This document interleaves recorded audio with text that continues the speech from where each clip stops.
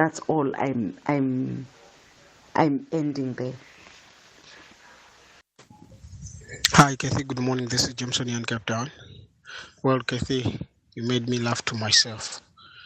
Yeah, more especially when you expressed your views, citing the excitement by Minister of Transport for taking out e-toll. Oh, really?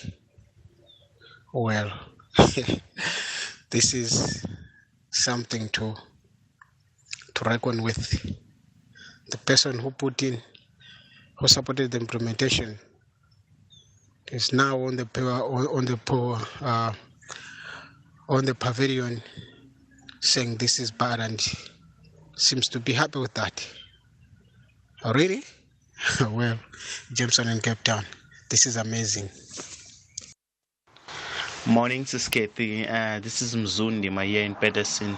Can you please in future invite the leader of this party? I think it's Sarah Party, South African Rainbow, what? But that lady, she was a member of ECOPE. Yes, sir. I was listening to her yesterday, and I found what she was saying, most of the things very interesting. I like the fact that she's not saying what everybody's saying. She is honest enough to say that some of these things that these people are promising us, they know that it's impossible. So I would like to hear more of her. I think, yeah, I'm very interested in hearing more of her. This is Mzundi, my young person. Thank you very much. Hello, Kefi. I'm James Miller from Bloemfontein, Ward 51, Pomolong. You know, Kefi, I'm happy IEC have took the decision to appeal the decision of the High Court. Because every institution must have a constitution. I don't understand why they are saying Jacob Zuma is free to stand and overpower the constitution of the IEC. And again, Kefi, no one can be occupy the office of government with a criminal record. No one, even the president. And again, Jacob Zuma was the president because of ANC. So IEC, again, I can say they must leave him. Jacob Zuma will never be the president of this country because he was the president because of ANC. Cyril Ramaphosa is the president because of ANC. All of them because of the name ANC, not Jacob Zuma. Thank you. Bye. Morning, SFM, and the listeners. You know, this whole thing of the IEC, MK, ANC, and whatsoever. My concern is, at the end of the day, are they doing this for the people? People are suffering outside here. We are suffering actually outside here. So, all this what they are doing, they're not doing this for the certain individuals, for the poor individuals. They're just doing this for themselves, for their pockets. Nothing else. Nothing else. At the end of the day, we, the ordinary people, are suffering to death. SAFM values your views. Be an active citizen. All right. The Talking Point with Cathy Mohlahlana. Weekdays, 9 a.m. till midday. Well, let's get into our conversation for this hour. Sitting across the desk from me is the president of the IFP, Honorable Velinkosini Tlhabisa. Mr. Tlhabisa, good morning to you. Thank you so much for coming to studio today. Good morning, Cathy, as well as the listeners of this wonderful radio station. It's a pleasure to have you in studio. And the one thing I must say, I can see obviously it's been a busy time for you, as it has been for any other political party. How would you describe this season that we're in? Of course, as voters, sometimes we call it silly season. Because, people like yourselves are out there saying all sorts of things, going to all sorts of places, making all sorts of promises. Cathy, and to people of South Africa, this is a very important period in the history of our country. I've been listening to the voicemails even before I got inside here. There is a major message.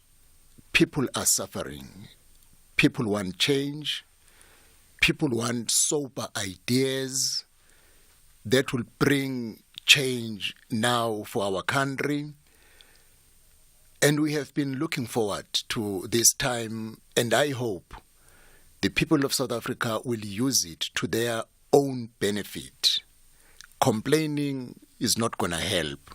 Everybody will need to listen carefully what politicians are saying and check the practicality of what they are saying and exercise his or her vote to put a mark and be a participant in shaping the future by removing the one who has failed and bring in someone who will bring change, because everybody is looking for change.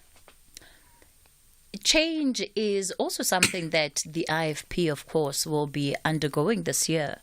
The first election that you as a party will be contesting without your former leader, Prince Mangosuthu Buthelezi.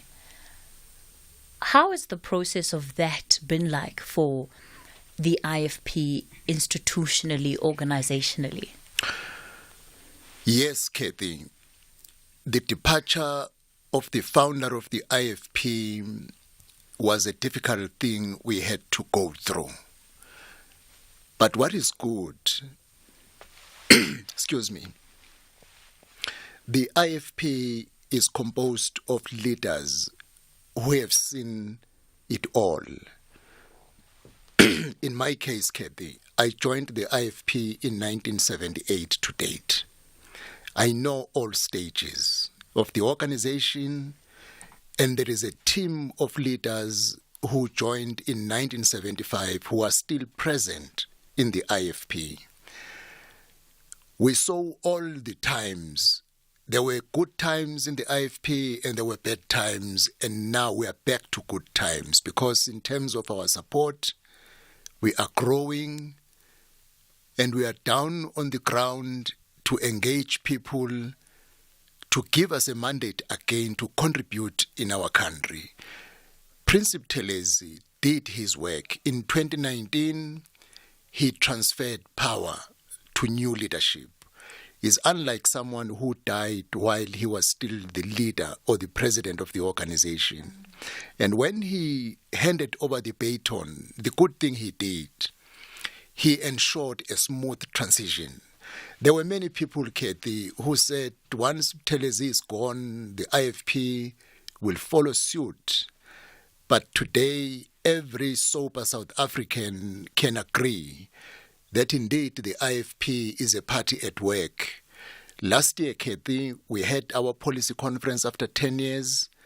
We came out with the new policies with no challenges. The process of nominating candidates by the IFP, you never had any complaint. Other people are taking their parties to court contesting. That is none with the IFP. The launch of the manifesto of the IFP at Moses Mabhida Stadium, you know, Moses Mabhida became a testing ground for EFF, followed by ANC, followed by IFP. And people said, oh, you made a mistake to go to that stadium. You won't fill it up. The IFP took the trophy when it comes to demonstrating the capacity to be ready for elections. The IFP will perform well.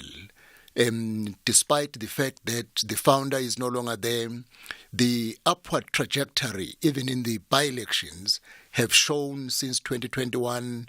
We are winning by-election after by-election.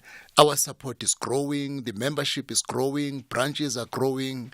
We are a party at work, ready to serve South Africa, and the Prince left the party in the good hands. And while it is commendable that, as you say, there was a largely smooth transition and smooth handover, one does get the sense that the presence, even just of the figure of Prince Buthelezi, is still very much integral to the IFP.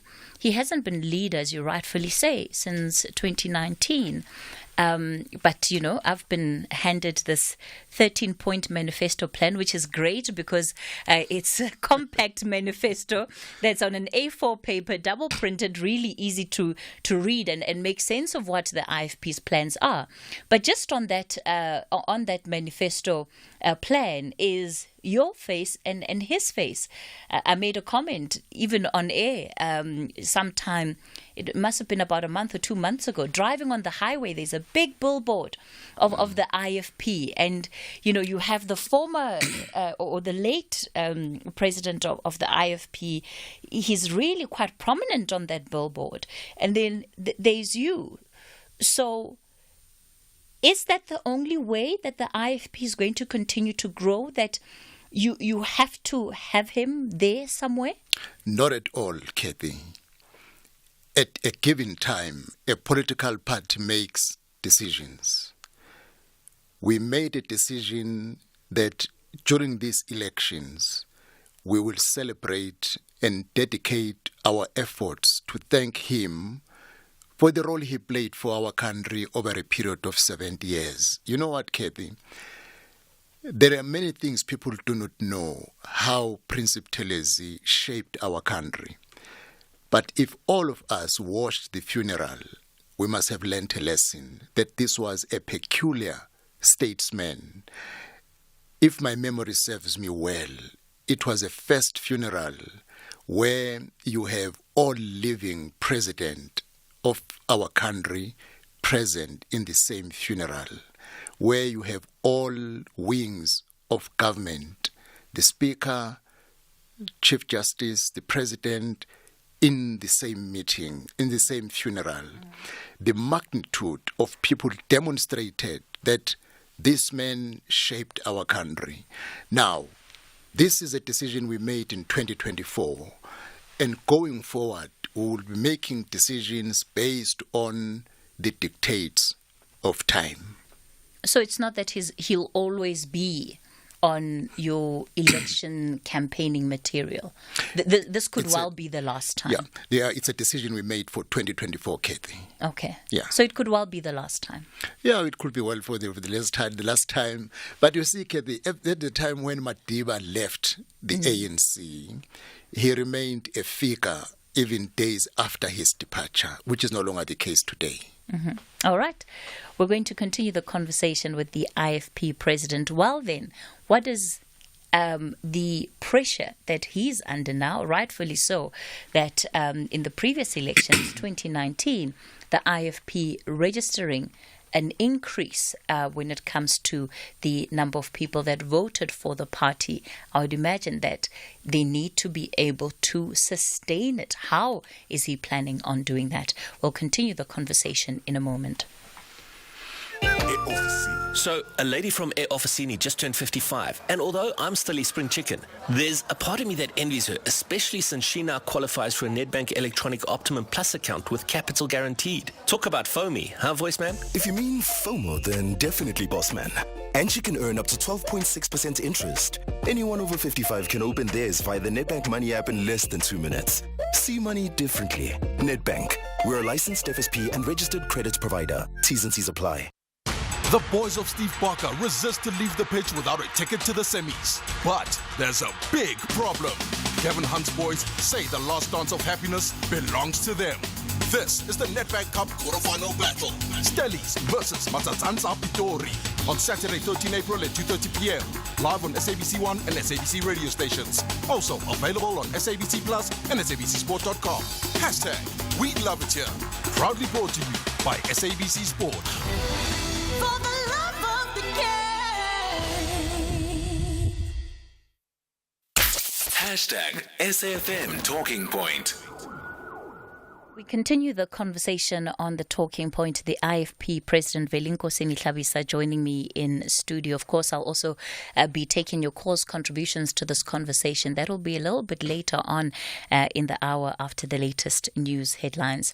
So, Mr. Mhlabisa, you are right when you say that the IFP has had its own challenges. electorally post-democracy. So the party started off really strong in 1994 and retained a bit of that strength, but I think come 2014, there were serious problems because not only had you lost over half of the support that you had initially had, they seemed to be a problem. What was the problem that you identified, because you've been with this organization for so long? What was the problem that you identified that led to the kind of results that you saw in the 2014 election, where you managed just about 2.40% of the vote, and now, of course, trying to come back and claw back some of that lost support? Cathy, let's go to 2011 during the local government elections. There was a split between the IFP with the breakaway of the NFP led by the late Zanele Msibi. The IFP only came back with 2 municipalities. We won Ulundi and Msinga in 2011. In 2012, I became responsible to lead a strategic plan of how to come back. We planned for 2014, 2016 and 2019 elections. If you want to win elections, Cathy, you need at least 5 years to plan. You can't do it over 2 years.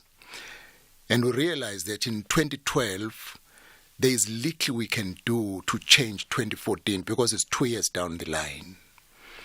And we dropped in 2014. But in 2016, we came back with 13 municipalities from 2 in 2011. In 2016, we made our new planning for 2019. Every time when we plan for a package of 3 elections as one. 2016, 2019, 2021. We came back with 13 municipalities in 2016. In 2019, we removed the DA as an official opposition in KwaZulu-Natal. The IFP became an official opposition. When we planned for 2019, we planned for 3, 2019, 2021, 2024. In 2021, Cathy, we came back with the majority of municipalities in KwaZulu-Natal. After 2021, we started to plan for 2024, 2029. As we are going to elections on the 29th of May, our first target, reclaim KwaZulu-Natal, to be back to the IFP. The outcomes of the by-elections since 2021 to date, we have won 15 wards from ANC, and the ANC have only took 1 ward from IFP. The score is 15-1 from 2021 to date. That shows in many opportunities in KwaZulu-Natal, people prefer to give IFP mandate to govern. And that is what we are working towards on the 29th of May.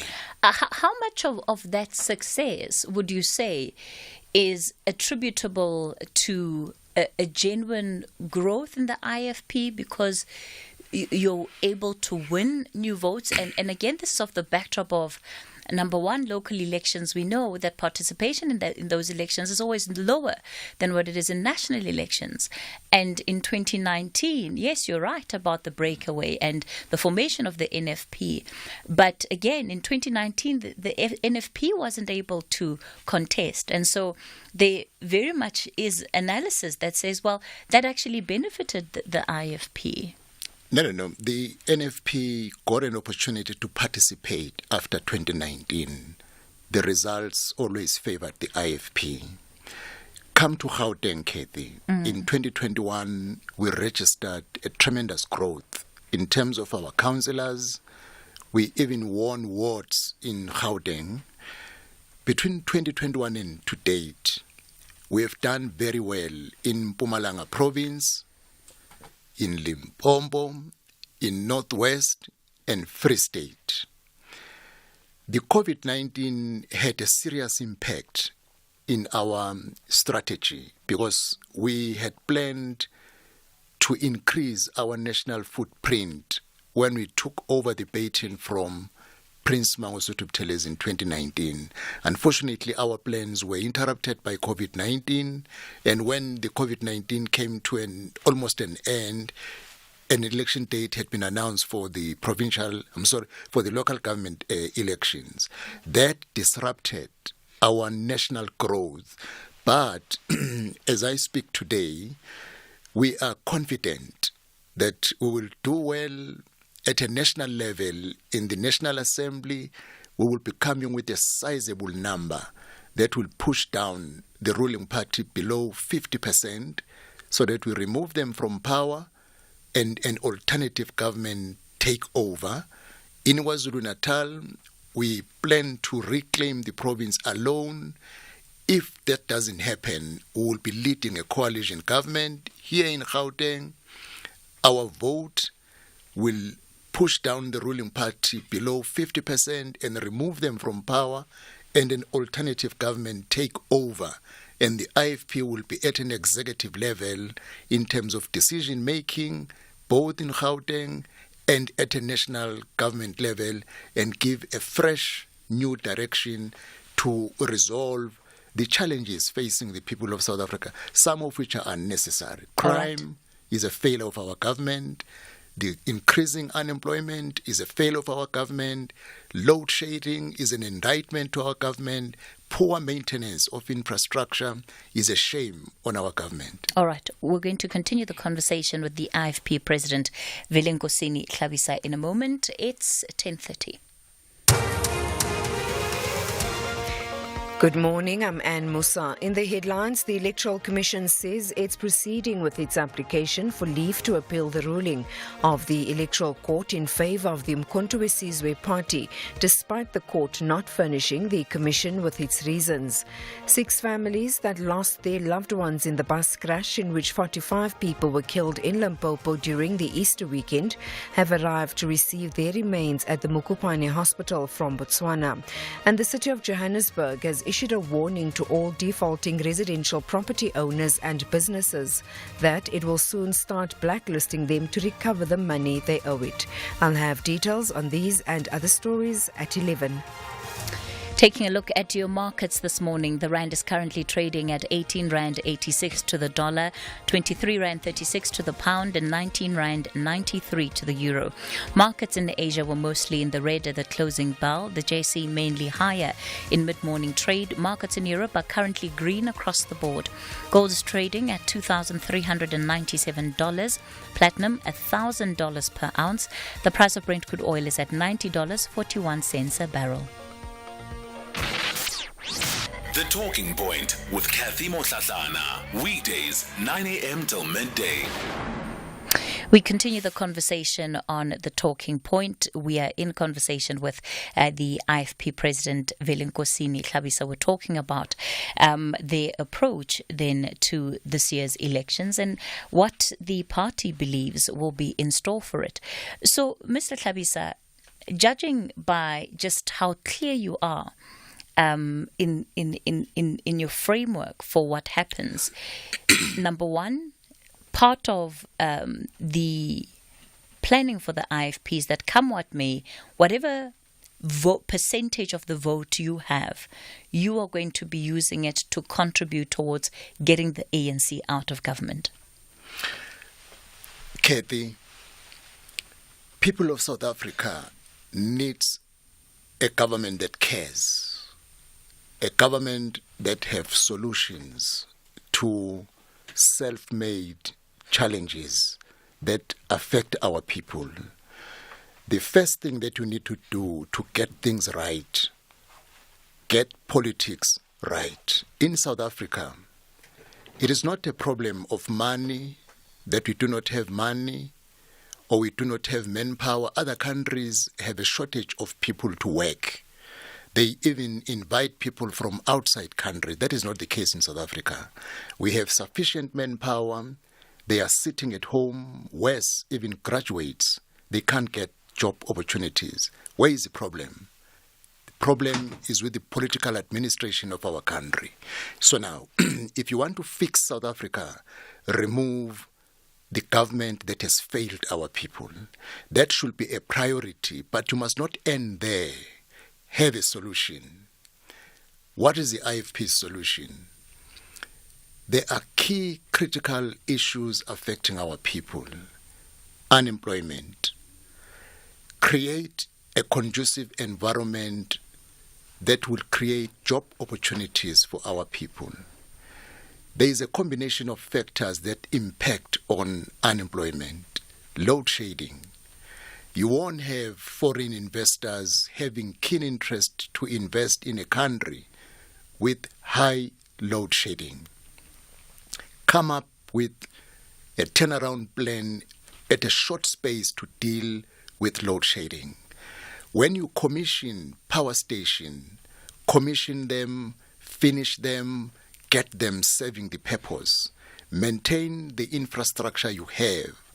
The problem with our government, poor maintenance. Whatever good car you can have, but if you don't take it for service, it will end up stopping on the road. So what is the agreement that the IFP has within the multi-party charter alongside other parties around how South Africa is going to be governed should between the collective of all of you, I want to say, I think it's 7 the last time I checked, but of course that number could still increase. But how have you agreed that you are going to do things, and how much of that do you believe will still remain in place and will still be in place come May 29?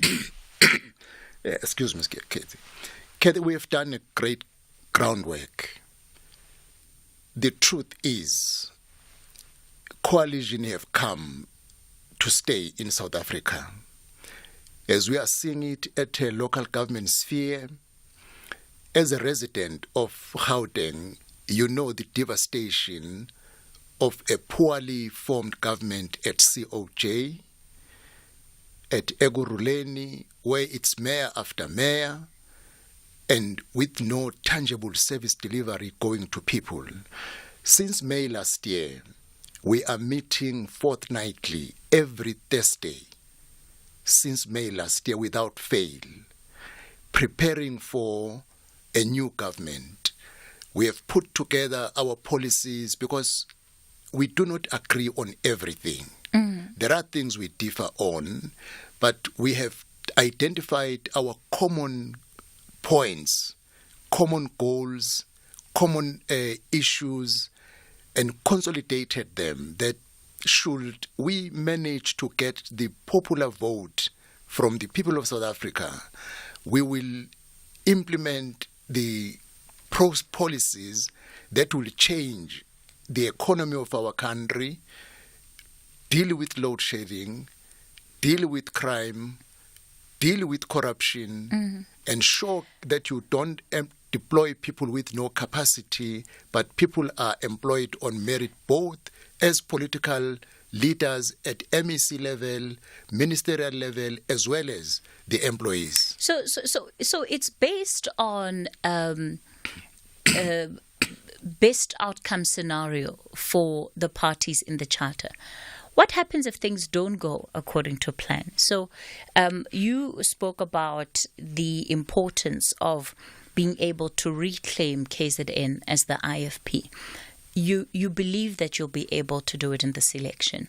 But of course, in this election, we also have something else that's brewing in KZN. You have the introduction of the Umkhonto weSizwe party with the former leader, former President Jacob Zuma. And projections already are that party is going to throw a spanner in the works and likely not only have votes or take away votes from the ANC, but the IFP would not be exempt from the presence and potential growth of a party like MK. But you know, Cathy, we planned for 2024 elections long ago. I do not deny the MK will have an impact in the political landscape of our country, not KwaZulu-Natal only. Mpumalanga province, Gauteng, and Free State. They will have an impact, therefore, at provincial level and national level. But the most part that will suffer is the ANC, because Jacob Zuma was clear that he remains an ANC member. He wants to fix the ANC through MK. So now, clear IFP members will not vote MK because they know MK is ANC.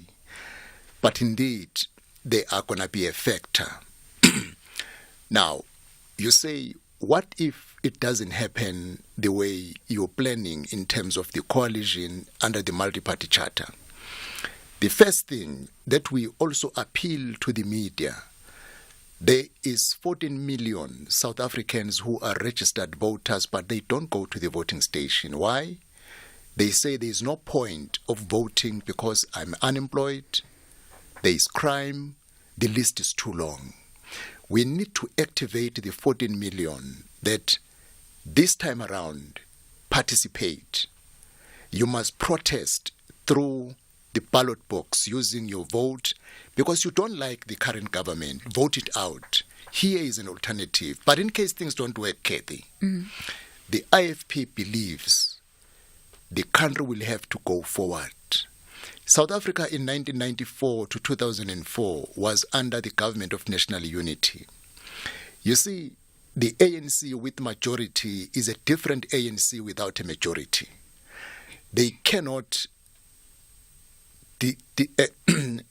deny or reject issues like the report on Phala Commission if they don't have a majority. If you push them below 50%, they can't indulge in corruption that has destroyed our country to this extent. There is a possibility of a grand coalition as a fallback position should the people of South Africa do not give a full mandate to the multi-party charter. We are also looking at such scenarios because you will have a country that must go forward. The truth is, So what would a grand coalition look like? It will be a combination of political parties who agree that no one got more than 50% plus one to lead the country. Can we come together in the good interest of South Africa as it happened in 1994? It will be political parties with good intentions in terms of their policies, in terms of their manifestos, and in terms of belief that these political parties can take the country forward. But the primary thing, the goal that we are working for, remove the current government and get a new government under the multi-party charter and give a fresh start after 30 years of destruction to our country. Mr. Tlhabisa, in KZN, if after the 29th of May, you have received a significant stake of the vote, and you would need, let's say, the MK party to take you over the line to reclaim KZN, as you put it, would you enter in coalition with the MK party? Firstly, with the MK, we need to see an official manifesto, because we haven't seen an official manifesto, what they stand for. A coalition should not be just the grouping of people to make numbers to make you govern.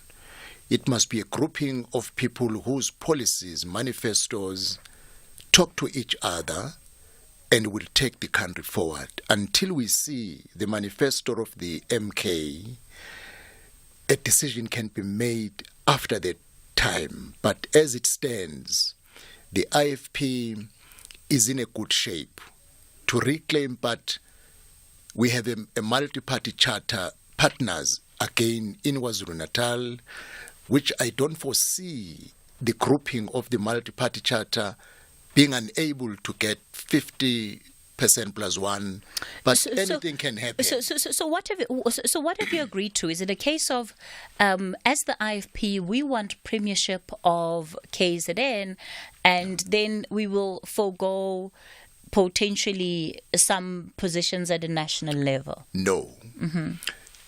We do not believe in barter system when it comes to the mandate of the people. If people of KwaZulu-Natal gives the IFP mandate to lead the government, we will lead on the basis of mandate. We will not do any exchange. It did happen in 1999, Cathy. When the IFP won KwaZulu-Natal, the ruling party wanted the IFP to make an exchange. They wanted to make Prince Buthelezi the deputy president and give the ANC premiership in KwaZulu. We said no, because we don't sell out the votes or the mandate of the people. The votes we will get in KwaZulu-Natal, if people don't give us the mandate to lead, we will not lead. If they say lead, we lead. At any level, we will negotiate even in a coalition government on the basis of our strength. So when we then come back to this coalition conversation and what is keeping that conversation together, what in your view is the biggest threat that you are facing as coalition partners? The biggest threat of all coalitions throughout the world is poor cooperation amongst the coalition partners. To deal with that, you need to work long beforehand.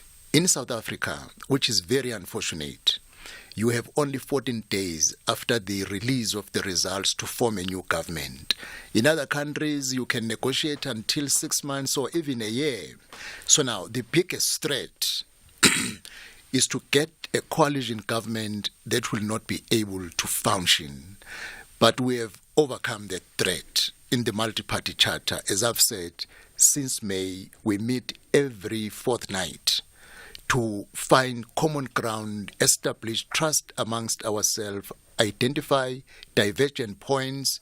We have a steering committee that works on a daily basis, policy committees that review policies. The biggest challenge is to activate the people of South Africa, the 14 million, especially those who are dormant, that go to the voting station, give the mandate to an alternative in order to see change in our country. Let me bring in some of our listeners to this conversation. I'm going to kick it off in Limpopo. Kwena, good morning. Morning, Cathy. How are you? Hope you're good. Yes, I'm well. I think let's try and get straight to the point and keep it as short as possible. That's also for the rest of our listeners. Go for it, Kwena. Yeah, I just wanted to ask Mr. Shavisa, and a brilliant move on the poster for honoring the great doctor, Mr. Mangosuthu Buthelezi. But I have a quick question. IFP has been playing a bigger role or a bigger boy in KZN. So I've seen their advisory to the chief, to the traditional council, those kind of things. My question is, do they sometimes advise some of their political opponents, like former President Jacob Zuma, on certain issues and matters, or just a matter of their opposition, not someone from their province or someone who's under their traditional council, who's like family?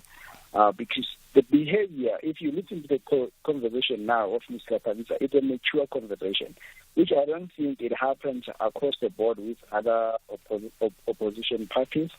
So my question is, do they sometimes advise these guys to say, hey guys, you are leading people, you're not just leading yourself or your own stomach or something, but you guys are given power by the people of South Africa or the people of KZN, and you guys need to lead in a way that brings dignity to the Zulu nation and not just to your political party or your home or your name. All right, Gwena, thanks for the question.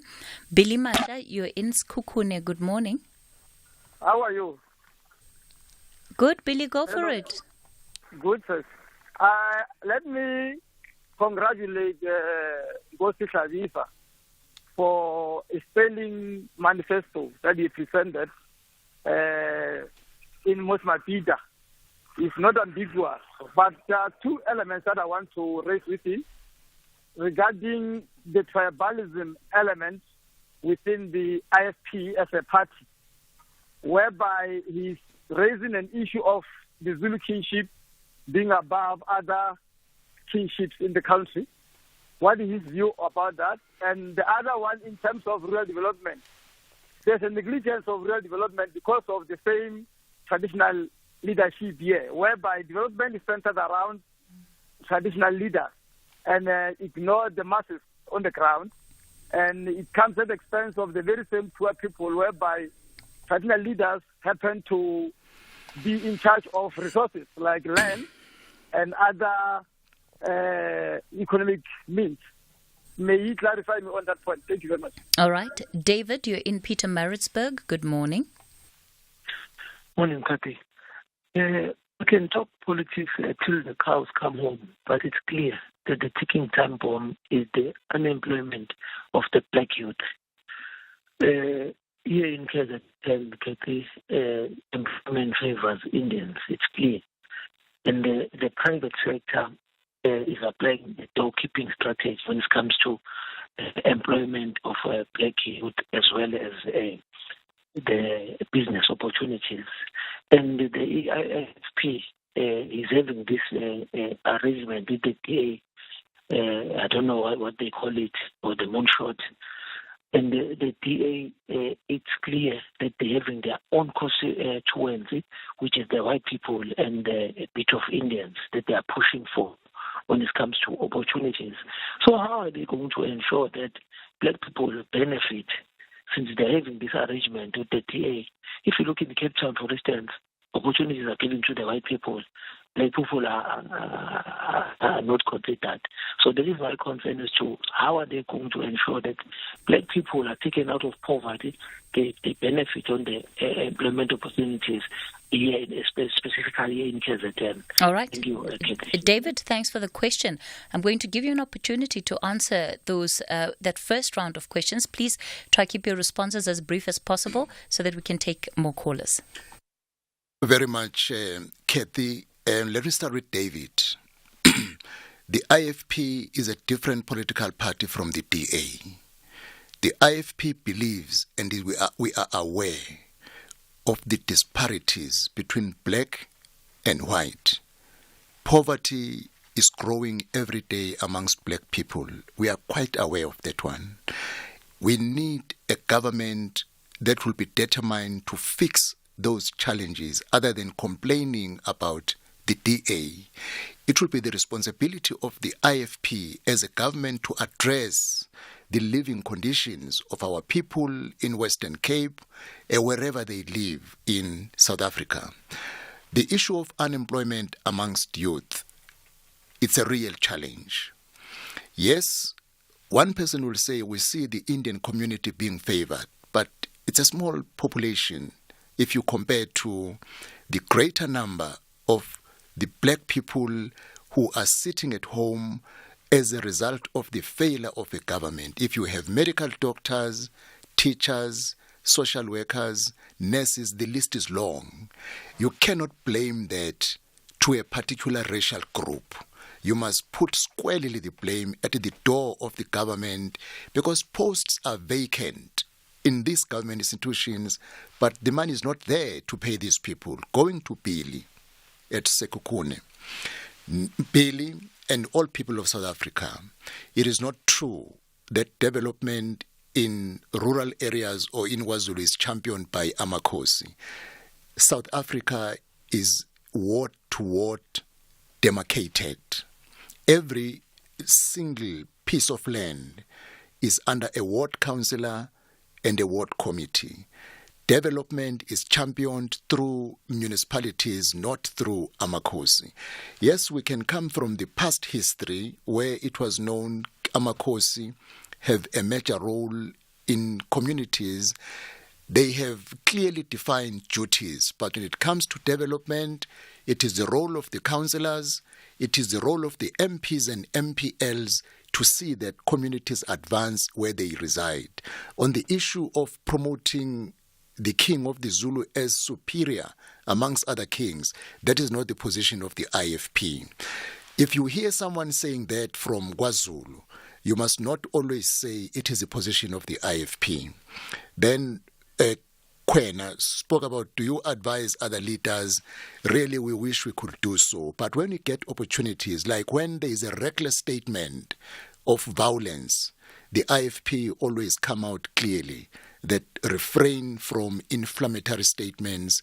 We do not need violence. People know what I'm referring to. All right. In fact, I think, we'll wrap up with the issue of violence. In the meantime, though, Ronald, you're in Priska. Good morning. Good morning, Cathy, and morning also to your guest there. I just want to raise two issues, Cathy. I am the chairperson and convener of the Northern Cape Communities Movement. We are both nationally, regionally, and provincially just for the Northern Cape on the list. Cathy, the first point I want to raise is general with producers at SAFM. We must all get the same airtime. Please, please. The second one is related to the conversation that we are having this morning and on all these other manifesto conversations. We don't hear one solution. People are promising lots of jobs. We don't know how they're going to create these jobs. They are promising to fix load shedding. There is no solution for it. These parties like the IFP have been there for 30 years, just like the ANC. They have never come up with solutions for these problems. But the manifestos continue to promise. I want to say the people of the Northern Cape have a solution for load shedding for the Northern Cape. Northern Cape never have to have load shedding ever in our lives again, and we should never have load shedding in the past. All right, Ronald. All right, we're going to have to leave it there. Bonakele, you're in Cape Town. Good morning. Okay. Yes, Bonakele, you're live on air. Yes, thank you very much for taking my call, and a very good morning to the President. I want to know something with regard to the statement made by the former president of the ANC and of the country as well, Utatu Zuma, saying other people have started voting, whereas we know the voting will start on the 29th. What does he think of that statement? And regarding the threats made by MK Party to say if an MK Party doesn't get 2/3 majority, what advice can it give to all these parties, or what does it think about that? Thank you very much. Thanks, Bonakele. Mr. Tlhabisa? Let me start with Ronald from Northern Cape. Yeah, well, I heard he wants to campaign for his party, which is a good thing to do. We do have solutions. If you can read the IFP manifesto, it is detailed. We do not say we will end load shedding. We say how. In all the 13 points, we are not only complaining, but we also give how. And if we can be, excuse me, if we can be given an opportunity to govern the country, we will make our policies implemented. The IFP is practical, Cathy. We have South Africa that is governed through 3 spheres of government, which brings government closer to the people. The existence of 9 provinces and local municipalities is the brainchild of the IFP. No one can claim it. The existence of the Bill of Rights in our constitution is the brainchild of the IFP. No one can claim it in South Africa except the IFP. Our policies, if you can go and read our manifesto as we presented it, it is very clear. South Africa is a mixed economy, which is not the idea of the governing party, but the idea of the IFP. Why they follow this idea? It's a workable solution that can encourage foreign investors to come and invest in order to create job opportunities, boost the economy. The list is long under the 13 points as I'm having the few minutes. Bonagele, I do not agree that there are people who have started to vote in South Africa.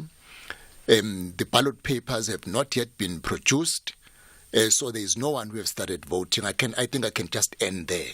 Any other argument will not be relevant because you will be using a ballot paper. They are not there as we speak. On the issue of threats made by any other political party, we want to caution every person we don't need any violence. Violence destructs communities, societies, infrastructure, and life. We do not want to go back to that situation. Anyone who is making a reckless statement must stop doing it. Allow the will of the people. If you want a two-thirds majority, people must give you. If you don't get it, say people did not give you the mandate and follow the will of the people. How seriously are you taking the threats of violence, even though they're made at a general level? Again, because the MK has large of its reach in KZN, which we already know is a province bedeviled by politically associated, politically linked violence. And the IFP has not been exempt from that. You've had your own councillors also targeted through what is politically associated violence. Yeah, well, political associated violence is something else, Cathy, that has been going on for quite a long time. We do not see a threat of such as we go to elections, because what is very interesting now, there are arrests which we're seeing in KwaZulu-Natal. If you have an efficient policing system where people are arrested and your judicial system, people do not escape trials, and in a shortest possible time, people who have been arrested are prosecuted, if found guilty, given severe sentence, it can send a clear message to anyone who wants to participate in acts of violence. I want to commend the actions we see of late of being arrested, being made. I'm not saying those people arrested are guilty, but if you have an efficient and a functioning police system, it will cut down the levels of crime in every community, because people will know the country is not a lawless country, but it have apparatus to ensure that citizens are safe. The IFP, therefore, promises a government that will end crime and cut it down. Someone will say, but it's a dream. No. Go to other countries where crime rate is 0 level. You need to be tough to crime and criminals, provide sufficient police, men and women, and ensure that police stations are created, are built closer to where people are, so that people have a crime-free society and deal with the challenges as we indicated now. But do you get a sense that there is a risk of violence manifesting itself to the levels that we saw in with the July unrest? No. People of South Africa are ready to vote, not to get into violence. They know this is time for their vote to speak for themselves. And we want to encourage anyone who wants to do something different to that, not now. The Constitution allows us that speak with your vote, not with an act of violence, because it's not going to help. Once the IFP is in power, we will deal with anyone who wants to disrupt stability in community. And the current government, because they are still in charge, all right, they must play their role correctly. We're going to have to leave it there for this morning. The IFP President Nkosini Hlabisa, it's time for your latest news update.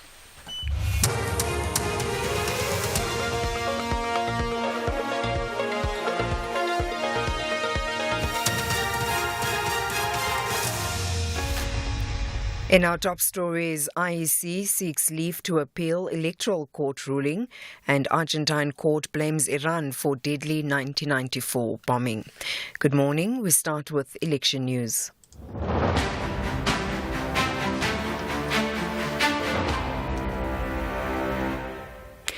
The Electoral Commission says it's proceeding with its application for leave to appeal the ruling of the Electoral Court in favour of the Umkhonto we Sizwe party, despite the court not furnishing the Commission with its reasons. The Commission has filed the urgent application in the Constitutional Court after the Electoral Court overturned the Commission's decision to disqualify the party's leader Jacob Zuma from standing as a candidate in the upcoming elections. The Commission had based its decision to disqualify disqualify Zuma on his 15-month sentence after his contempt of court conviction in 2021. The IEC Chief Electoral Officer is Sai Mamabolo. Because it's an urgent matter, we have to file now. And then when we get the results, we will supplement the appeal. This, I think, relates to matters of law. So there's very little factual disputes in the issue. So we've drafted that appeal, it's in. And at the point where the court issues the results, we can supplement if necessary. 6 families that lost their loved ones in the bus crash in which 45 people were killed in Limpopo during the Easter weekend have arrived to receive their remains at the Mokopane Hospital from Botswana. The bus was carrying people from Botswana to an Easter pilgrimage at the St. Ignace Zion Christian Church in Moria when the crash happened. The families have met with the officials from the Health and Home Affairs Department. Health MEC Poppy Ramatuba says this is the first phase of repatriating the remains. Firstly, I must indicate it's going to be a very difficult day for not only for the families, even for us, because we must first subject them to viewing the body, so that when they view as family members, it is the positive identification legal process that then involves a family member who will be identifying themselves, and you bring in your ID document or passport in this case, and sort of you're taking an oath. The City of Johannesburg has issued a warning to all defaulting residential property owners and businesses that it will soon start blacklisting them to recover debts owed.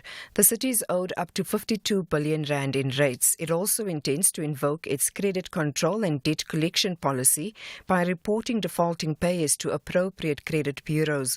The city's media specialist Nkosana Lekojolo has called on residents to make payment arrangements. Our offices are open for them to come and make arrangements. There's a lot of people who understand the economy. There's a lot of customers who have approached us and make arrangements to say, I'm Udo, I've lost my job. I'm no longer able to pay 1,000. How about 5,000 or 4,000? We are able to sit down with you, provided that you provide evidence to say that you're no longer getting the salary that you used to get. And even businesses, we are open to that. Eskom has attributed the current uninterrupted power supply to its 2-year generation turnaround plan that was approved last year. The power utility has managed to keep the lights on for at least 2 weeks. Meanwhile, rolling blackouts remain suspended until further notice. Eskom's board chairperson Mtetwa Nyati says they've put in place measures to ensure reliable power supply during winter. The good thing is that there's nothing really special that we needed to do more than what we have been doing, which is to implement the planned maintenance that we have been implementing. If you look at it now that we're entering winter, we will be reducing the planned maintenance, giving us additional capacity to be able to take care of the additional demand that we'll be experiencing during winter. And finally, Argentina's second highest court has held Iran responsible for 2 attacks in Buenos Aires in the 1990s. The court yesterday blamed Iran for the suicide bombings at the Israeli embassy in 1992 and a Jewish center in 1994. The BBC's Sanjay Dasgupta reports. The attack on the Israeli embassy in 1992 killed at least 29 people. The victims included Israeli diplomats, embassy staff, clergy, worshippers, children and passers-by. 2 years later, when a van laden with bombs was driven into the building of the Jewish center, more than 85 people died. It was the worst atrocity ever perpetrated on Argentine soil. More than 500 were injured in the 2 attacks. The court upheld an earlier ruling holding the attacks to be crimes against humanity. Recapping the top story, the Electoral Commission says it's proceeding with its application for leave to appeal the ruling of the Electoral Court in favour of the Umkhonto weSizwe party, despite the court not furnishing the Commission with its reasons. For SFM News, I am Anne Musa. Here, there, and everywhere. SAFM 106.2 FM in Thohoyandou.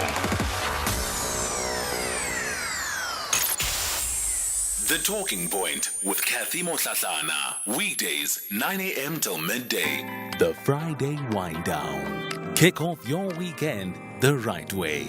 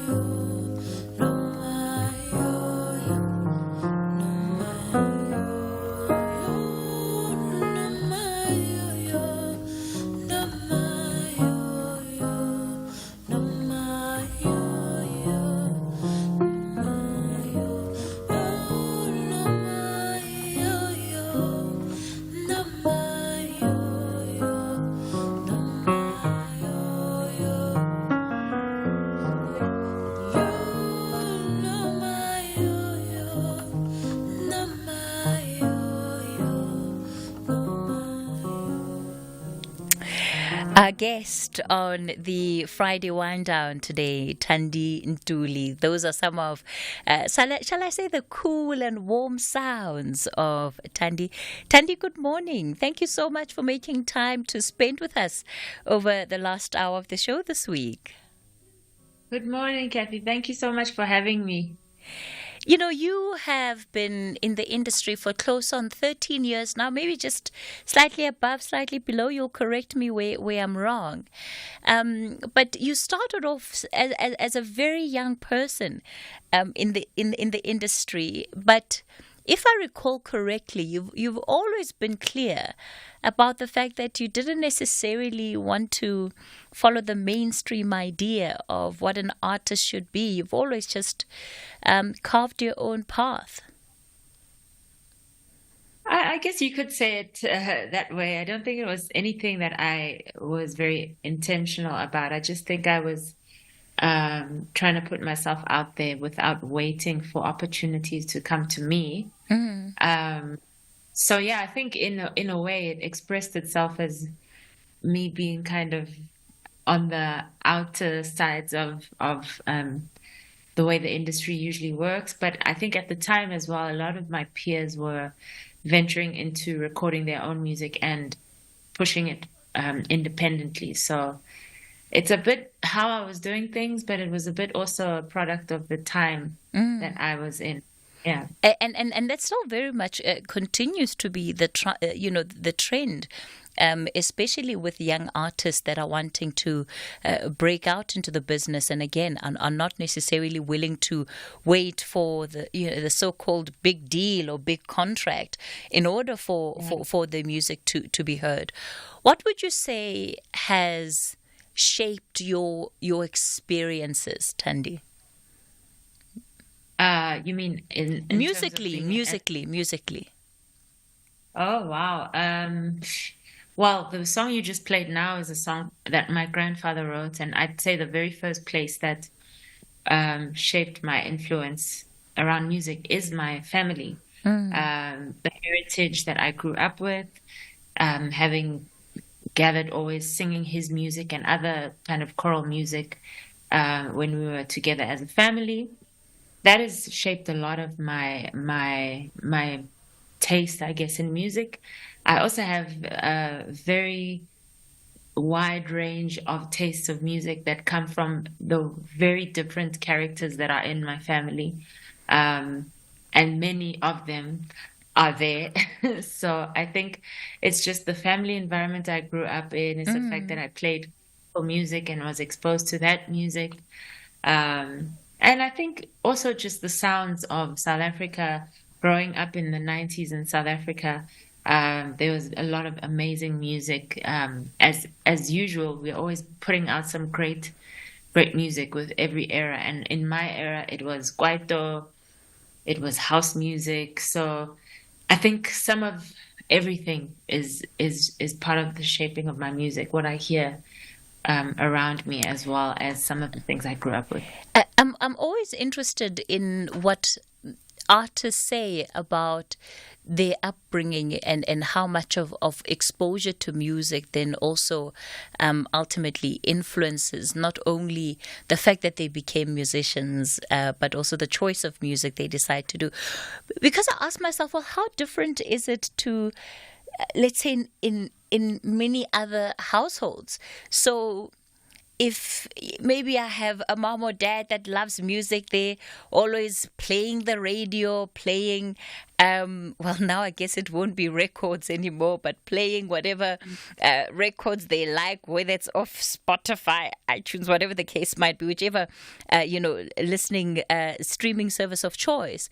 But what is the difference, let's say, from what you would have happen in any other household versus what was going on in the Ntuli household? Because there must be something different that was going on. There must be something unique, a peculiarity about it that has fine-tuned your ear and exposed you to the world of musical taste that you have.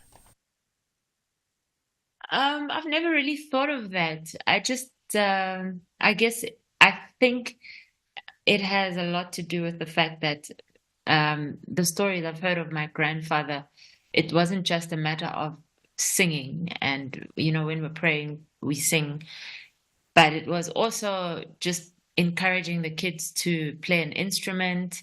I've been told by my father and my aunt that in their time, music education was a little bit more encouraged in school, and they used to learn tonic solfa in class, and it was a huge culture of the time to be singing. The choirs were a big thing, and I mean that's a huge part of South African culture and history is our choral culture. We have a very strong culture in that sense for choral music, and I think that has been a huge part of making music so integral in our living. It's not even just sitting listening to a record, but it's been a huge part of actually our life and our lifestyle. My father also took a choir as I would say a hobby called Itireleng, which is in Garangua, and so also that influence of him taking the choir, doing competitions, and then sometimes we'd have Thanksgivings, Kohaya, and they would come and sing at home as well, and be part of the party and the festival of just happiness. So that's what I mean by music is a part of the way we are at home. It's not so much just the fact that we put in a good record and we enjoy it. And I mean, if you would sit with my siblings and stuff, when we're sitting together, it's always just like debates about music. Somebody always knows some crazy facts about something, and so now can you all sing? And I know because maybe you've also been exposed to choral music. Sometimes it doesn't always have to sound in a way that everybody appreciates. Yeah. But can you all sing? Is it while you're sitting around the table, somebody just starts a little harmony, before you know it, everybody else has joined in, and now there's a whole showcase unfolding. Yeah, we can all sing. I think I'll safely say that there's no one opimbayo. Everyone can sing at home.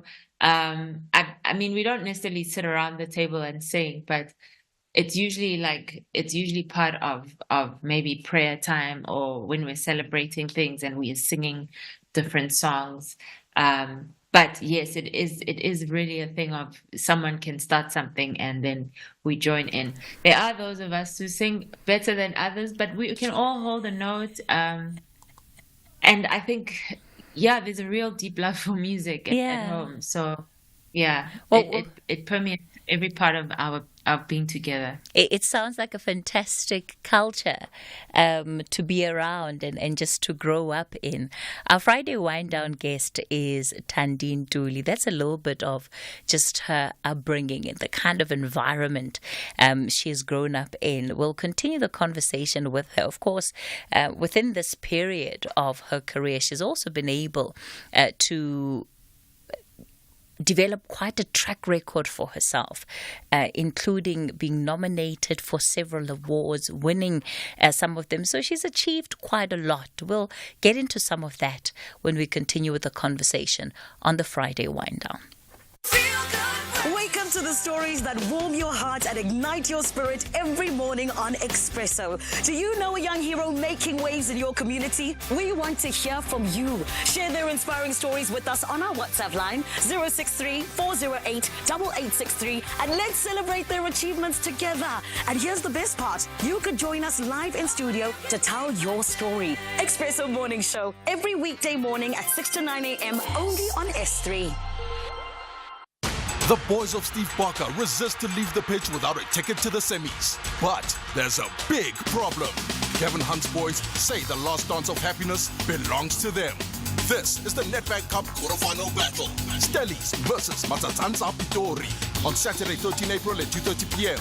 Live on SABC1 and SABC radio stations. Also available on SABC Plus and SABCSport.com. # We Love It Here. Proudly brought to you by SABC Sport. For the love of the game.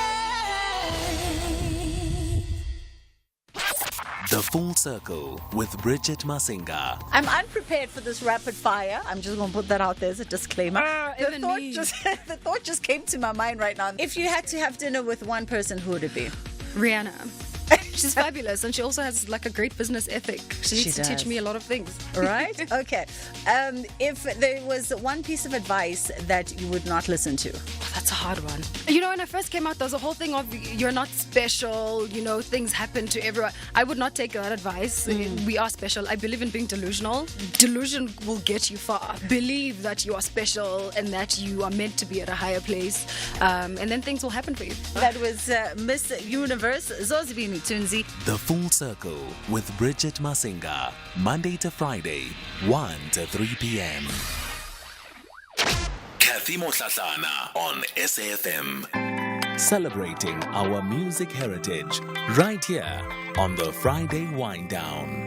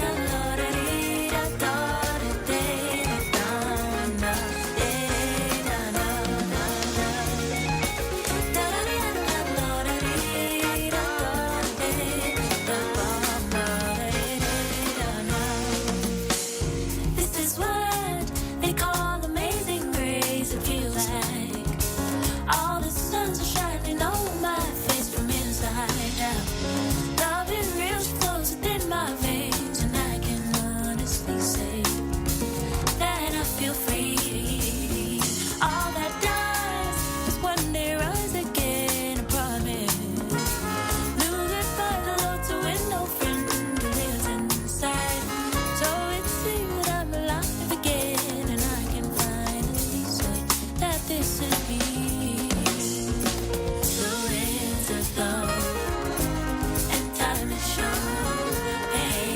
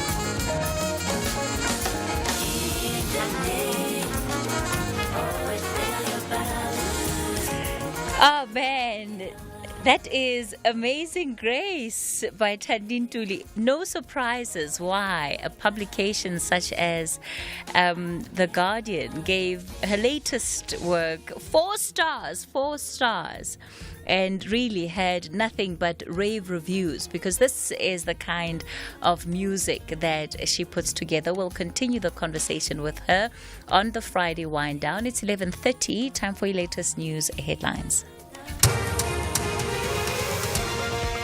Good morning, I'm Anne Musa. In the headlines, the Electoral Commission says it has the responsibility to clarify constitutional principles and make sure they are correctly applied. This is with regards to the nomination of candidates running in next month's elections.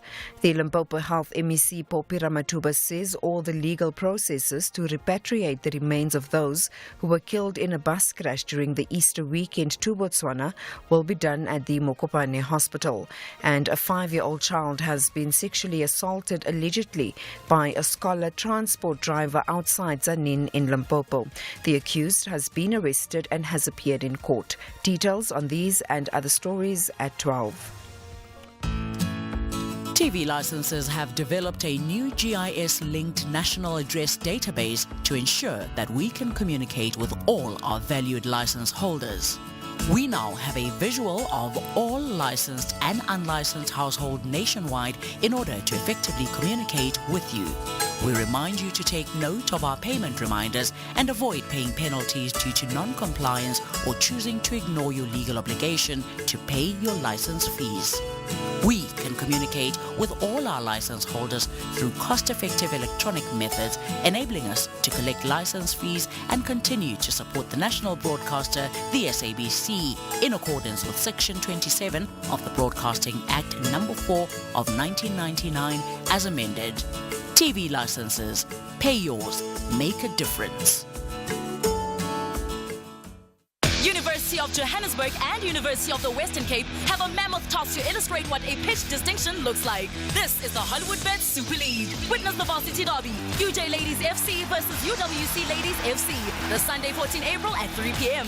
Live on SABC Sport on DTT Channel 4. Also available on SABC Plus and SABCSport.com. Hashtag We Love It Here. Proudly brought to you by SABC Sport. For the love of the game. The Chill Zone with Bertha Charuma. It's always sometimes people that you least expect. Because, there's a certain type that you can expect. This one is a swindler. Then there's a certain type that really looks like a gentleman.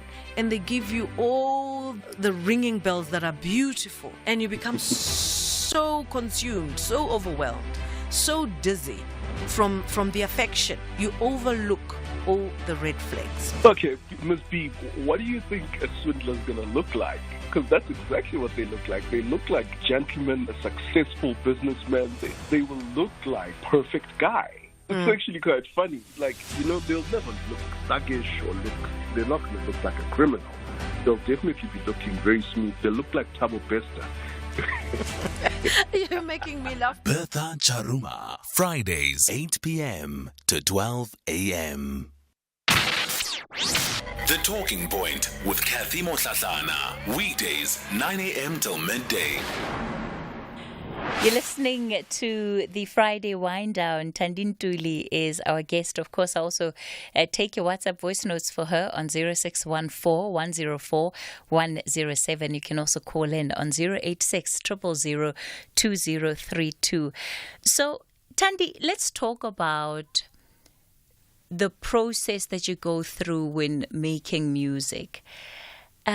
You've got such delicate and unique sounds, and a lot of it also seems to be quite perceptive of the country you're in, the society that you exist in, and I think the struggles also of everyday people. Thank you for saying that. I think my process, first of all, for making music is one that is currently shifting. But I think in the past, a lot of the things that have informed my actual creative process has been listening, So when I was in school, when we studied jazz, they teach us transcribing as a means of really learning how to play the music and getting a feel for it. And from transcribing, you start extracting parts of the music that you really love and playing around with that and, just chopping and changing and expanding. And then over time, you kind of develop your own style. So you develop an affinity towards certain chord progressions. Melody is something I'm always very attracted to, and I really love beautiful melodies. So I think my process of composition up to now has been informed by a lot of transcription. I'm currently figuring out a way to move. I've been influenced by a book called The African Healing Drum that was sharing some information about how music is viewed in West African, particularly in a Malian cultural group in Mali. And I've been very interested in understanding music from an African perspective because I think that it is a part of my I guess it's been a part of the thing that I've been longing for as a young South African, is that sense of identity and really understanding who I am and where I come from. And when you compose music, you are constantly confronted with yourself and things like language, things like folklore or culture, and everything that pertains to a people are things that I felt were missing from me. And so it's the kind of stuff that I seek out, the kind of stuff that I'm really interested in. And yeah, so I think I'm in the process of kind of redeveloping my way of composing, but it's always really been informed by trying to express what's truly happening within me as authentically as possible without also trying to pretend that I'm not influenced by music from other parts of the world. So what does that mean? Does that mean that your next offering, we should anticipate to hear a bit more of the African drum, a lot more continental sounds, or what? I don't think I can say that for sure because so jazz almost feels like a practice, and it's like you don't really know what you're practicing that's going to end up becoming music or a song. So that process is just kind of, for lack of a better way of saying it, is a process of being or a process of becoming. And the music itself is what gets birthed through what you expose yourself to, what you're going through at the time. So I'm not aiming to necessarily one day come out with an album that sounds like traditional Zulu music. But I definitely want to have part of my music informed by that because it is a part of who I am. It's not a part of how I've grown up or what I've been exposed to that much because of where I grew up and because of history and the people and everything like that. So it's more an intention of embracing what has been lost and what may still be in existence without denying the shifts and the change, because I also think that as human beings, we are dynamic. So culture doesn't have to be a thing that stays set in stone, and it doesn't always have to be archaic in its nature. It can also be something that's forward, yes. Do you feel that that's one of, I don't know if I can describe it as a challenge, but one of the challenges of having started out as a musician so young, and you're discovering yourself and discovering, the depth of who you are, while also producing music, and sometimes people have expectations, right? So it's like, no, I liked you. Your first album is the one that I really, really loved. You should go back to doing music like that. And it's like, but also, how old was I at the time? And nothing ever stays static, like you're saying. So do you find that it's a challenge of also the fact that you've grown up with people listening to your music? I think it's only a challenge in my head when I'm making the music, because for the most part, I've found that audiences are very open. And I think one of the criticisms I have of, for example, maybe if it's what's this, promoters or whatever. I think we don't take enough risks in South Africa in terms of trusting what the audience might be open to listening to, because you'll find when we present things in jazz clubs, I've presented things that have scared me, where I'm just like, oh, I don't think people are going to like this. I know European audiences are really into more of the weird stuff, and I don't know if South Africans are into it, but people love it. And I think that the key with audiences is to really give them something authentic that they can feel. It doesn't have to be what you expect them to like. And that's the thing that challenges me, is sort of my imagination of how people will receive the music. That's the part I have to get past.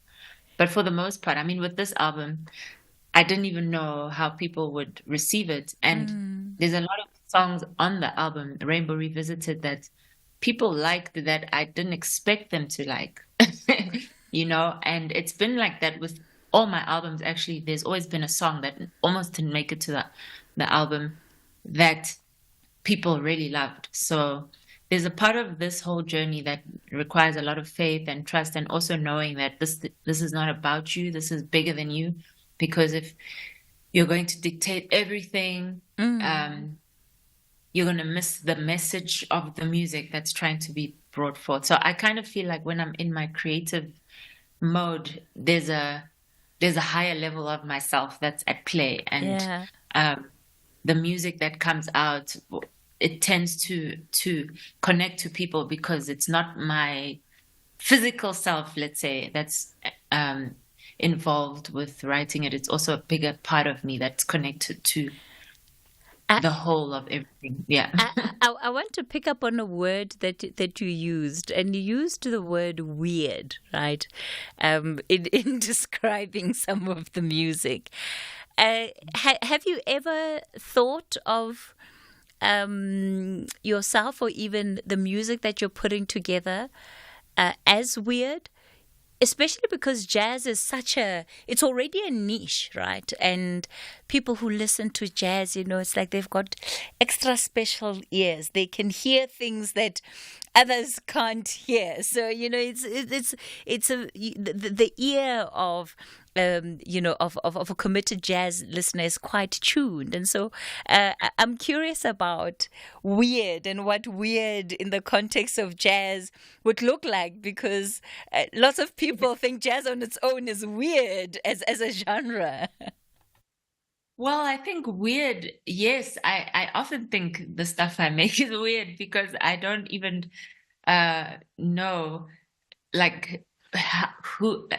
when I say weird, I think, is this palatable, basically? And it's not that I'm trying to make music that's palatable necessarily, but sometimes I'm just like, hey, I don't know. Am I just becoming too creative here, or am I now starting to lose it and lose the people? But I think the thing that I always go back to is that I'm having fun when I make music, and I'm creating from a place of experimenting and playing and trying to see what certain things could do if they sound together, So on this last album, I think the thing that I thought was weird is sort of my understanding of a solo piano record. I would have expected that if ever I do a solo piano record, it's going to be a written composition that I play in a certain way, because that's what I'm used to.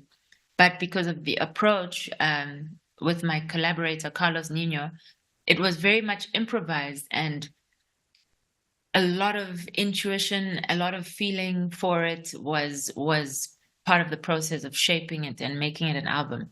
So I felt very ungrounded about how people would receive it. As much as I loved the record, I was just like, I wonder how people are going to think about this. But people have loved it, and not just the song that I'd expect, which is like No Mayoyo, actual song, but some of the songs which are more mood-creating songs than an actual composition that is well thought out with a harmonic structure and all those things that I'm used to from school. So it's kind of like the whole idea of a composition for me was challenged by this album, and that's what I mean by weird, is like, people liked it. And So, they didn't just like it, Tandi. They loved it. I mean, you were nominated in 3 different categories in the South African Music Awards for Rainbow Revisited. And like I said, you also got rave reviews, including globally. I mean, that must mean so much to you. yes, it means a whole lot, and I really attribute also my faith in the album to the label and my collaborator Carlos Nino, because they just loved the album from the beginning, and then I'd be like, I'm not sure about this, and tweaking certain things to make me feel comfortable with putting it out as my artistic idea, coupled with Carlos. But they really were like, oh, we hear it, and I think that's the thing about what you said earlier about, is there such a thing as weird with jazz music, with people whose ears tend to be attuned to stuff that's not necessarily a part of the mainstream. And I guess, yes, you could say that perhaps the jazz that I have been mostly exposed to, and the jazz that a lot of South Africans have been exposed to in the mainstream, does tend to align to the kind of music that I expect to have more structure and harmonic direction and melody and everything. But yes, it is true as well that jazz is an explorative art form that is reaching for something else, and it is quite spiritually driven at the same time. So yeah, it made me feel like I can trust that element of music and not always have to use my educated brain to the composition. We're in conversation with Tandi Duli, an award-winning jazz artist. And as you heard there, her 2023 album, Rainbow Revisited, really was stellar because of the kind of reviews it received. But just over the years, she's won a number of other accolades, which speaks to her talent and just how much effort she's putting into her career. Tandi, I'm going to play more music, but also we'll play some of the WhatsApp voice notes that are coming through for you. I think we'll do that on the other side of this particular tune. The Friday Wind Down. Kick off your weekend the right way.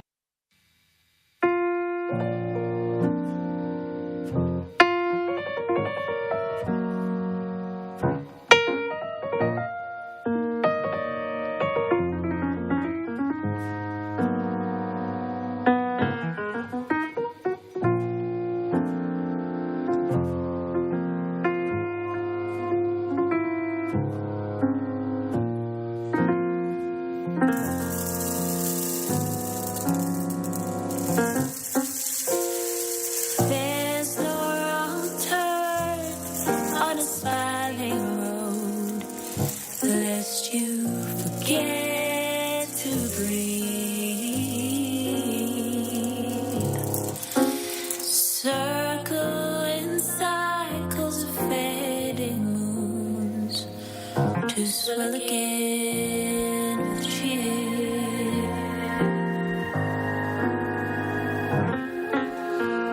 Each revolution with more to learn, how much is still to know. And even so, may wonder baptize you with her love. Every moment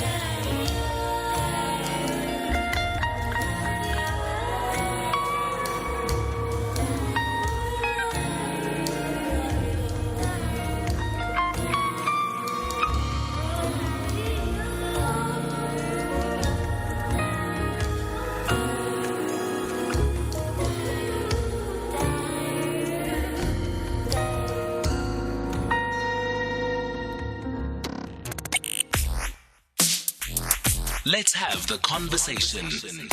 WhatsApp voice notes on 0614 104 107.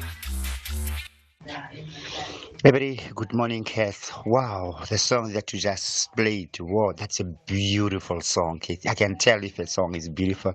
That's a beautiful song. Thank you so very much, Kath and Tandi in the studio there. Marvin and Bloemfontein. Love this discussion around music and the creation of music. I think we get so focused on labeling and boxing things and making sure that they meet the criteria for a genre or a style or whatever it is, that we lose, as your guest said, the ability, or we doubt the ability to create something that's beautiful and that people will like, that doesn't fit into a box or a mold or a stereotype. So I love that she's experimenting like this. Morning, Sis Cathy. Lai Mama, Tandi Duli. This is Hemi from Wardville. I'm curious to know, how do I get hold of your albums? You South African artist. I'm a jazz fan, yes. Sis Tandi Duli, I need to know. I hear your music most of the time, but it's never easy to access them. Where do I get hold of such music, of South African jazz artists? Bengino Princeling was last. Somebody disturbed me. Yes, we were having this conversation. Curious to know where to access South African jazz music albums. Thanks very much. All right. Thanks for some of those WhatsApp voice notes. There's some messages that I'll also read out. Tandi, do you want to respond to those voice notes first? Thank you. Just a huge thank you for the kind words and the comments, and for listening as well. I really do appreciate it. In terms of where to find my albums, my latest release, Rainbow Revisited, is available as vinyl in different vinyl stores around South Africa. There's Cape Town, there's Johannesburg, and I think Durban. I'm not sure, but I can double check and post it after this show, after this interview online. Otherwise, it's digital, unfortunately. At the moment, I know a lot of jazz lovers want their physical copies. All right. I think it'll be great if you're able to do that, Tandi. And then some questions for you. Cathy, please ask Tandi, what's her feeling on collaboration and working with other artists, especially encouraging the youth who want to take part in music of this nature? That's a message from Soyama. Thank you, Soyama. I love collaborating. I think 2 minds, 3 minds are better than one. Obviously, it's not always easy to collaborate, so I do also value the fact that collaborations are a very organic process, for me at least. And I think collaboration is a great way to learn. And I think how much I've learned thus far is because I've worked a lot with many people that I consider collaborators, even if they've been playing my music. I consider them collaborators over the years. This one's from Champ in Pretoria. He says, "Oh, Tandi, I love her so much. She's so amazing. I miss seeing her live. Big ups to real musicians. I mean, she sings, plays, and does the things that make the pots to be done. Many more doors open to this international sensation, and I'm so glad that Ubab Sandile introduced us." That's a message there from Champ. Thank you so much, Champ. And we will be performing at the Journey to Jazz on the 2nd and 3rd of May with a Swiss collaboration called A Million O'Clock. So there definitely are performances coming up, as well as the Cape Town Jazz Fest on the 4th of May. So hopefully you can make it to one of those. Otherwise, there will be shows later in the year as well. Look, Tandi, don't be shy about it. Feel free to tell us about what is coming up, and also just your social media, or how people can keep in touch and get in touch with you? Yes, absolutely. Thank you, Cathy. My social media is probably the easiest and most accessible place for keeping in touch with the live performances. And just regarding the Journey to Jazz is a festival that I'm really excited about because it is not just a jazz festival, it's a youth-centered festival. It's going to be in Prince Albert. It's organized by a colleague of mine as well as a team that he's working with who are very passionate about this music. Kyle Shepard is one of the organizers. And he brought me along because, first of all, it would be bringing together a collaboration that I did with some Swiss musicians in 2019 when I was there for a residency. But it's also got an element of interacting and exchanging with the youth. So for a lot of young musicians, festivals like this have been a huge part of forming and shaping me as an artist because of that exchange with artists who are doing the thing and having such close proximity to them. So I do encourage that if there are any young people who are very interested in this music, there was a WhatsApp note earlier on from one of your guests who asked that. I would encourage them to try and find a way to go down to Journey to Jazz, which will be a very interactive, youth-centered festival that I'm proud to be a part of, as well as the Cape Town Jazz Festival, which we are also glad that it is back. It has been a hiatus caused by the pandemic, and we're really excited that the festival will be back. And I'm going to be performing with Spelelo Mazibuko and Tlali Machene, performing the setup of Rainbow Revisited there. So I'm really excited about that as well. Fantastic. The lineup is looking wonderful. Tandi, that's all we have time for today. Thank you so much for coming onto the show, and we wish you all of the best. Thank you, Cathy. Thanks for having me. All right. Tandi Duli is where we leave it for today. On The Talking Point, we're back with you again Monday morning, 9 and midday. Have a lovely weekend. Goodbye.